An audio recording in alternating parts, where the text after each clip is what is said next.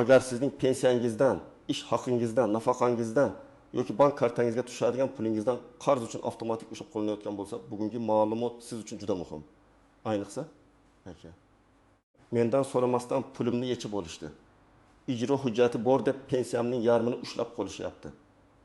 Karta bloklangan, yashashga pul qolmadi degan muammoga duch kelgan bo'lsangiz, diqqat bilan eshiting. Chunki sudlar amaliyotida fuqarolarning foydasiga juda muhim xulosalar paydo bo'lyapti. Har qanday tashkilot, hatto qarz bo'lsa ham, qonunda belgilangan tartib va chegaradan tashqarida odamning pulini ushlab qolishi mumkin emas. Men bugun sizga oddiy tilda tushuntiraman.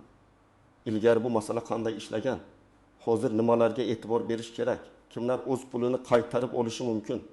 Kimlar esa shoshilmasligi kerak? Qaysi holatlarda ushlab qolish qonuniy? Qaysi holatlarda noqonuniy bo'lishi mumkin?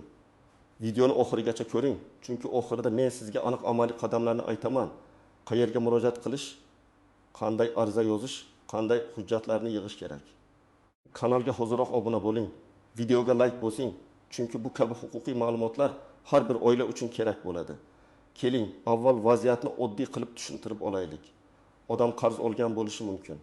Bankdan kredit, mikroqarz, kommunal to'lovdan qarzdorlik, aliment, jarima, soliq qarzi yoki boshqa majburiyat. Qarz qaytarilmagandan keyin kreditor sudga murojaat qiladi yoki ayrim holatlarda notarial ijro xati rasmiylashtiriladi. Shundan keyin ijro hujjati majburiy ijro byurosiga yoki ish beruvchiga, bankka, pensiya to'lovchi organlarga yuboriladi. Natijada fuqaroning oyligidan, pensiyasidan yoki kartasiga tushgan puldan ma'lum foiz ushlab qolinadi. Lekin muammo qayerda paydo bo'ladi? Muammo shundaki, amaliyotda ayrim holatlarda odamning butun kartasi bloklanadi. Pensiyadan haddan tashqari ko'p ushlab qolinadi. Ijtimoiy to'lovlar ham qarzga olib qo'yiladi. Yoki qarz qachon to'langan bo'lsa ham ushlab qolish davom etadi. Yana bir og'riqli holat, fuqaro aslida sud qarori chiqqanini bilmagan bo'ladi. Ijro ishi ochilganini bilmaydi, lekin bir kuni bankomatga borsa, kartada pul yo'q. Shundan keyin u qayerga borishni, kimdan so'rashni, pulni qanday qaytarishni bilmay qoladi. Mana shu joyda qonuniylik masalasi juda muhim. Qarz borligi bir narsani anglatadi, fuqaro qarzni to'lashi kerak. Lekin bu degani davlat organi yoki tashkilot fuqaroning yashashi uchun zarur bo'lgan barcha pulni olib qo'yishi mumkin degan emas. Qonunda ushlab qolish tartibi, foiz chegaralari, ijro hujjat talablari, fuqaroga xabar berish majburiyati va ayrim ijtimoiy to'lovlarga nisbatan cheklovlar bor. Agar shu tartib buzilgan bo'lsa, fuqaro ushlab qolingan pulni qaytarishni talab qilishga haqli. Ilgari ko'pchilik fuqarolar shunday o'ylardi. Ushlab qolayotgan bo'lsa, demak hammasi qonuniy, indamasam ham bo'ladi. Yoki bank kartamdan pul yechildi, endi hech narsa qilib bo'lmaydi. Aslida bunday emas. Har bir ushlab qolishning asosi bo'lishi kerak. Sud qarori bormi? Notarial ijro xati bormi? Qarzdorlik summasi to'g'ri hisoblanganmi? Foiz chegarasi buzilmaganmi? Qaysi turdagi to'lovdan ushlab qolingan? Fuqaroga ijro ishi haqida xabar berilganmi? Mana shu savollarning har biriga javob bo'lishi shart. Hozir esa fuqarolar ko'proq sudga murojaat qilyapti. Prokuratura va adliya organlariga shikoyat qilyapti. Bankdan ko'chirma olyapti, ijro hujjatini talab qilyapti. Natijada sudlar ayrim holatlarda ushlab qolish noqonuniy. Ortiqcha ushlangan summa qaytarilsin. Ijtimoiy to'lovga qaratilgan undiruv bekor qilinsin. Qarzdorning minimal yashash imkoniyati hisobga olinsin degan mazmundagi qarorlar chiqarmoqda. Bu juda muhim signal. Qarz bor bo'lsa ham fuqaroning huquqi yo'qolib qolmaydi. Men buni shunday tushuntiraman, qarz undirish qonuniy bo'lishi kerak, lekin jazoga aylanib ketmasligi kerak. Agar pensioner 1 million 200 ming so'm pensiya olsa va undan 90 ming so'm ushlab qolinsa, odam dori-darmon, oziq-ovqat, kommunal to'lov uchun nima qiladi? Agar yolg'iz ona bolalar nafaqasi olsa va shu pul kreditga yechib olinsa, bu ijtimoiy himoya maqsadiga zid bo'lishi mumkin. Agar ishchi oylik olishi bilan butun karta bloklansa, u yo'l puli, ovqat puli, oilasining xarajatini qayerdan topadi? Shuning uchun qonun chegarani belgilaydi. Birinchi navbatda pensiya va nafaqa oluvchilar e'tibor berishi kerak. Agar sizning pensiyangizdan qarz uchun ushlab qolinayotgan bo'lsa, eng avvalo ushlab qolish foizi qancha ekanini tekshiring. Masalan, siz 2 million so'm pensiya olasiz. Har oy 20 million so'm ushlab qolinyapti. Bu haddi foiz. Ayrim majburiyatlar bo'yicha foizgacha ushlab qolish mumkin bo'lgan holatlar bor. Masalan, aliment kabi majburiyatlarda foiz yuqoriroq bo'lishi mumkin. Lekin oddiy kredit qarzi bo'yicha har doim ham odamning yarim pensiyasini avtomatik olib qo'yish to'g'ri bo'lavermaydi. Ayniqsa ijro summasi allaqachon kamaygan bo'lsa, buni qayta hisoblatish kerak. Ikkinchi guruh bank krediti yoki mikroqarzi bor fuqarolar. Misol uchun fuqaro 2022 yilda 5 million so'm mikroqarz olgan, to'lay olmagan. 2023 yilda qarz foiz, penya va jarimalar bilan 11 million so'm deb hisoblangan. Fuqaro sudga chaqirilganini bilmagan, chunki eski manzilga xat ketgan. Keyin ijro hujjati kelib, kartasidan har oy 700 ming so'm ushlab qo'lingan. Bu yerda bir nechta savol bor. Qarz summasi to'g'ri hisoblanganmi? Sud qarori qonuniy kuchga kirganmi? Fuqaroga xabar berilganmi? Penya va jarimalar haddan tashqari oshirib yuborilmaganmi? Agar fuqaro bunga e'tiroz bildirmasa, pul ushlanaveradi.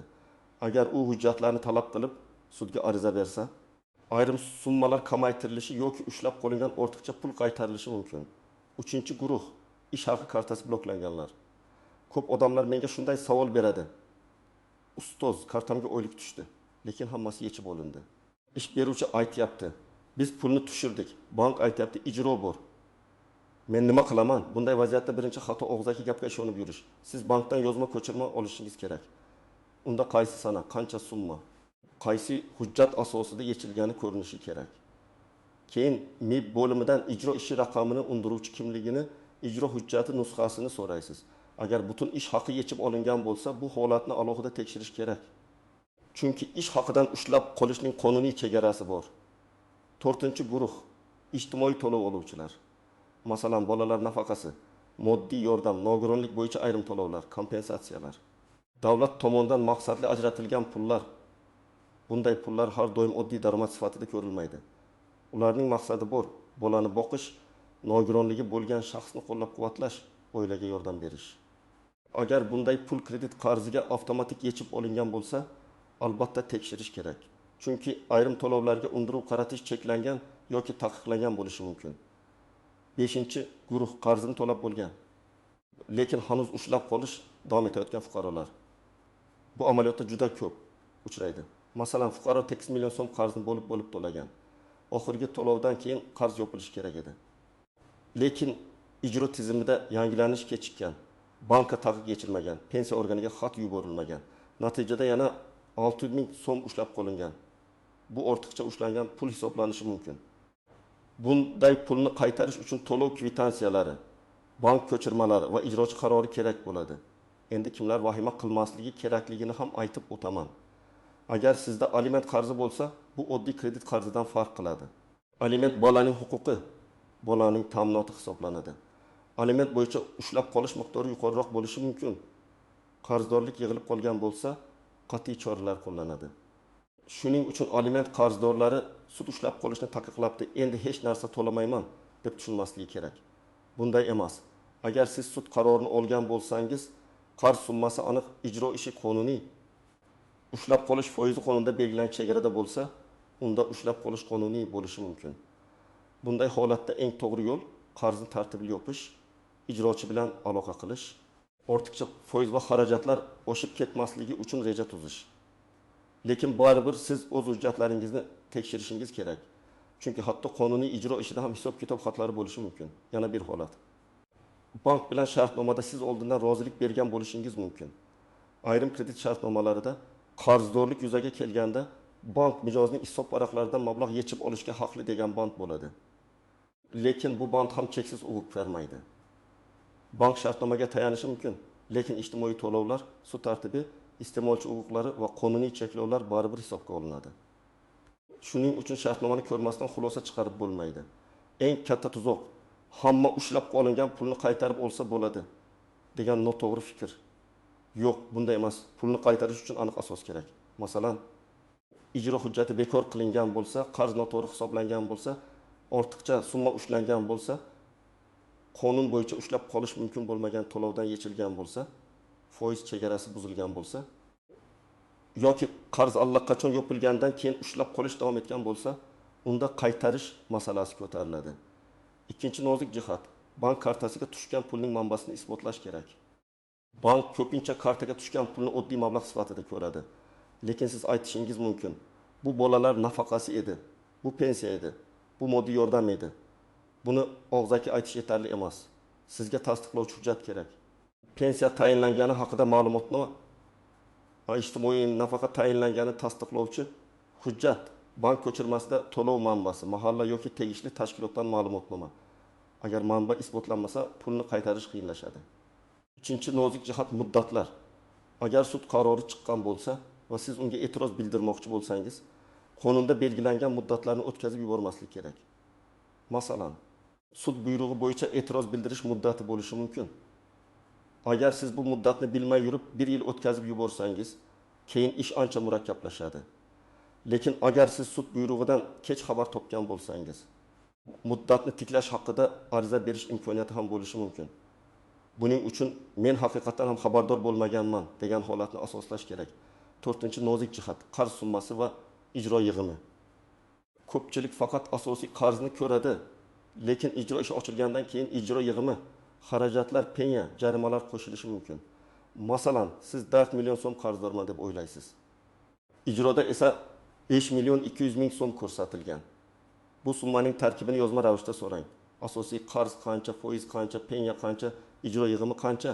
Agar hisob kitob noto'g'ri bo'lsa, uni tuzatishni talab qilish kerak. 5-nozik jihat ish beruvchi orqali ushlab qolish va bank orqali yechish farqi. Agar ijro hujjati ish beruvchiga yuborilgan bo'lsa, buxgalteriya oylikdan belgilangan foizda ushlab qoladi. Agar bank hisob varaqlariga taqiq qo'yilgan bo'lsa, kartadagi mablag' bloklanishi yoki yechilishi mumkin. Ba'zan ikkalasi bir vaqtning o'zida bo'lib qoladi. Ish beruvchi oylikdan ushlab qoladi, qolgan pul kartaga tushadi. Bank yana yechadi. Mana bu juda jiddiy holat. Bir qarz bo'yicha 2 marta ushlab qolish yoki qonuniy chegaradan ortiq undiruv bo'lsa, darhol shikoyat qilish kerak. 6-nozik jihat qarz eski, endi to'lamayman degan fikr ham xavfli. Davom muddati, ijro muddati, sud qarori kuchi, bular alohida masalalar. Ayrim qarzlar bo'yicha muddat o'tgan bo'lishi mumkin, lekin agar sud qarori mavjud bo'lsa, ijro davom etishi mumkin. Shuning uchun eski qarz degan gapning o'zi yetarli emas. Hujjatlarni ko'rish kerak. Qarz qachon yuzaga kelgan, sud qachon bo'lgan, ijro qachon ochilgan, oxirgi harakat qachon bajarilgan. Endi eng muhim qismga o'tamiz. Agar sizdan pul ushlab qo'linayotgan bo'lsa, nima qilasiz? Birinchi qadam, vahima qilmang. Lekin vaqtni ham yo'qotmang. Kartangizdan pul yechilgan kunni, summani kim tomonidan yechilganini aniqlang. Bank ilovasidan skrinshot qiling. Lekin skrinshotning o'zi yetarli emas. Bankdan rasmiy ko'chirma oling. Ko'chirmada to'lov sanasi, summa, operatsiya izohi ko'rinishi kerak. Ikkinchi qadam, bankka yozma murojaat qiling. Mening hisob varag'imdan falon sanada falon summa yechilgan. Ushbu yechim qaysi hujjat asosida amalga oshirilganini, ijro hujjati raqamini, undiruvchi tashkilot nomini va qaror nusxasini taqdim etishingizni so'rayman deb yozing. Og'zaki so'rasangiz, sizga mib yechgan deb qo'yishadi. Yozma murojaat esa keyingi shikoyatlar uchun dalil bo'ladi. 3-qadam, majburiy ijro byurosining tuman bo'limiga murojaat qiling. Pasport yoki ID karta bilan boring. Ijro ishi raqamini so'rang. Ijro hujjati nusxasini, ijro ishi ochish to'g'risidagi qarorni, qarzdorlik hisob kitobini, qaysi tashkilotlarga xat yuborilganini talab qiling. Agar bora olmasangiz, elektron murojaat yuboring. Murojaatda aniq yozing. Menga nisbatan ochilgan ijro ishi bo'yicha ushlab qolish miqdori, hujjat asosi va qarzdorlik hisob kitobini taqdim etishingizni so'rayman. 4-qadam, pul manbasini aniqlang. Agar yechilgan pul pensiya bo'lsa, pensiya jamg'armasidan yoki to'lovni amalga oshirgan organdan ma'lumotnoma oling. Agar bolalar nafaqasi bo'lsa, tegishli ijtimoiy himoya organidan to'lov tayinlanganini tasdiqlovchi hujjat oling. Agar ish haqi bo'lsa, ish beruvchidan oylik ma'lumotnomasi oling. Nega bu kerak? Chunki siz bu pulimni qaytaring deganda, uning qanday pul ekanini isbotlashingiz kerak. 5-qadam, ushlab qolish foizini hisoblang. Masalan, sizning oyligingiz 3 million so'm. Ish beruvchi 600 ming so'm ushlab qolgan bo'lsa, bu 20%. Bu ayrim holatlarda qonuniy bo'lishi mumkin. Lekin 3 milliondan 2 million 700 ming so'm ushlangan bo'lsa, bu jiddiy savol tug'diradi. Yoki pensiyangiz 1 million 500 ming so'm. Har oy 1 million so'm ushlab qo'linayotgan bo'lsa, hisob kitobni tekshirish shart. 6-qadam, agar ortiqcha yoki noqonuniy ushlab qolish bo'lsa, yozma ariza bering. Arizada shunday mazmun bo'lishi mumkin. Mendan falon ijro ishi doirasida, falon sanalarda, falon miqdorda mablag' ushlab qolingan. ushbu mablag'ning manbasi pensiya yoki ijtimoiy to'lov hisoblanadi. Bu ma'lumotnoma bilan tasdiqlanadi. Ushlab qolish qonuniy chegaradan oshgan yoki ushbu to'lovga undiruv qaratish mumkin emas deb hisoblayman. Ortiqcha ushlangan mablag'ni qaytarishingizni, kelgusida ushlab qolishni qonuniy tartibga keltirishingizni so'rayman. Arizaga bank ko'chirmasi, ma'lumotnoma, pasport nusxasi, qarz to'langan bo'lsa kvitansiyalarni ilova qiling. 7-qadam, javobdan norozi bo'lsangiz, yuqori turuvchi organga shikoyat qiling. MIB xodimi javob bermasa yoki hammasi to'g'ri deb asoslamasdan rad etsa, tuman prokuraturasiga, adliya organlariga, MIBning yuqori boshqarmasiga, zarur bo'lsa ma'muriy sudga murojaat qilish mumkin. Shikoyatda hissiyot emas, dalil yozing. Sana, summa, hujjat, qonuniy asos ilovalar. 8-qadam, sud hujjatini tekshiring. Agar ijro sud buyrug'i asosida bo'lsa va siz bu buyruqdan xabardor bo'lmagan bo'lsangiz, sudga e'tiroz yoki muddatni tiklash haqida ariza berish masalasini ko'rib chiqing. Agar qaror sirtqi chiqarilgan bo'lsa, uni bekor qilish tartibi bo'lishi mumkin. Bu joyda yurist bilan maslahatlashgan yaxshi. Chunki protsessual muddatlar va ariza shakli juda muhim. 9-qadam, qarz haqiqatdan bor bo'lsa, to'lov rejasini tuzing. Men hech kimga qarzni to'lamay demayman. Qarz bo'lsa, uni to'lash kerak. Lekin o'zingizni ham himoya qiling. Ijrochi bilan yozma tarzda aloqa qiling. Qarzni bo'lib to'lash, ushlab qolish miqdorini qonuniy chegarada belgilash, ortiqcha bloklarni yechish bo'yicha murojaat qiling. Har bir to'lov kvitansiyasini saqlang. Telefon orqali gaplashgan bo'lsangiz ham keyin yozma tasdiq oling. 10-qadam. Kartalaringizni va to'lov manbalarini tartibga soling. Agar pensiya, nafaqa, ish haqi bitta kartaga tushsa, keyin pul manbasini ajratish qiyin bo'lishi mumkin.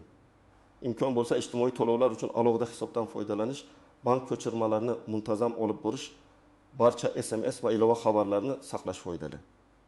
Bu keyinchalik nizoda sizga yordam beradi. Birinchi misol, pensioner ayol 1 million 800 ming so'm pensiya oladi. Uning eski kommunal qarzi bo'yicha ijro ishi ochilgan.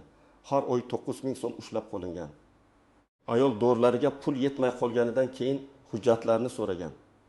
Ma'lum bo'lishicha, qarzning bir qismi oldin to'langan, lekin hisobga olinmagan. Bank ko'chirmasi va kvitansiyalar taqdim etilgach, qarzdorlik kamaytirilgan. Ushlab qolish miqdori qayta ko'rib chiqilgan. Ortiqcha ushlangan summa qaytarish masalasi ko'tarilgan. Bu yerda asosiy narsa ayol og'zaki shikoyat bilan cheklanmagan hujjat yig'an. 2-misol. Yosh yigit 6 million so'm mikroqarz olgan, vaqtida to'lamagan. Keyin qarz 12 million so'm bo'lib ketgan. Kartasidan har oy pul yechila boshlagan. U hammasi noqonuniy deb o'ylagan. Hujjatlar tekshirilganda esa sud hujjati bor. Ijro qonuniy ochilgan, lekin penya juda katta hisoblangan. Yigit sudga murojaat qilib, ayrim jarimalarni kamaytirish masalasini ko'targan. Natijada qarz butunlay yo'qolmagan, lekin to'lanadigan summa kamaygan. Bu misol shuni ko'rsatadi. Maqsad qarzdan qochish emas, adolatli hisob-kitobga erishish. 3-misol, yolg'iz ona bolalar nafaqasi olgan. Pul kartaga tushgandan keyin bank qarz uchun yechib olgan. U ijtimoiy himoya organidan nafaqa tayinlangani haqida ma'lumotnoma, bankdan ko'chirma olgan va yozma shikoyat qilgan. Agar haqiqatan ham yechilgan pul ijtimoiy to'lov bo'lgani isbotlansa, uni qaytarish va kelgusida bunday yechimlarni to'xtatish masalasi qo'yilishi mumkin. Bu yerda eng muhim dalil pul manbasi. 4-misol, ishchining oyligidan buxgalteriya 20% ushlab qolgan. Keyin qolgan pul kartaga tushgan va bank yana bir qismini yechgan. Natijada odam oyligining 7% dan ayrilgan. Bu holatda bir qarz bo'yicha umumiy ushlab qolish miqdori tekshiriladi. Agar ikki tomondan ushlab qolish natijasida qonuniy chegara buzilgan bo'lsa, ijro organiga darhol murojaat qilish kerak. Bugungi asosiy fikr shuki, qarz borligi sizning barcha huquqlaringiz yo'q degani emas. Pensiya, ish haqi, nafaqa yoki karta mablag'idan ushlab qolish faqat qonuniy asosda belgilangan tartibda va chegarada amalga oshirilishi kerak.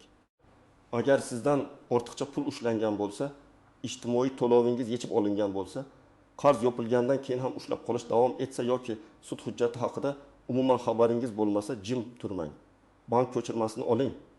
Ijro hujjatini talab qiling. Pul manbasini tasdiqlang. Yozma ariza bering va zarur bo'lsa, sudga murojaat qiling. Izohlarda yozing. Sizda ham kartadan yoki pensiyadan pul ushlab qolish holati bo'lganmi? Qaysi tashkilot ushlab qolgan? Qanday javob berishgan? Tajribangiz boshqalarga ham foydali bo'lishi mumkin. Videoga like bosing, kanalga obuna bo'ling va yaqinlaringizga yuboring.